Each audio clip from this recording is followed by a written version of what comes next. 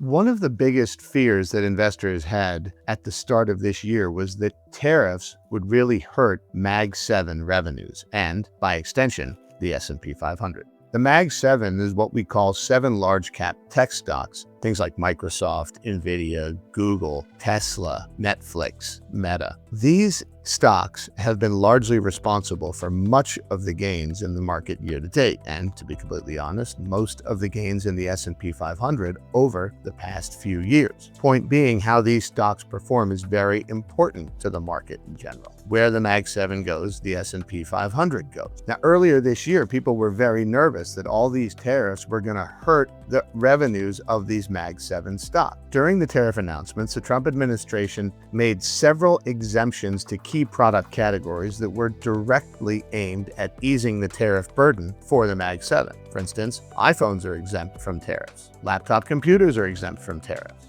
A lot of things that the Mag 7 deal in are exempt from tariffs, and that was because the administration knew that they did not want to materially hurt their business, profit, or revenues, because that would be very bad for the S&P 500. Now look, tariffs are going to continue to create volatility in the market and likely the economy. But at least for the Mag 7, there have been enough exemptions and carve-outs that they should not materially hurt revenues. And that's very positive for the S&P 500.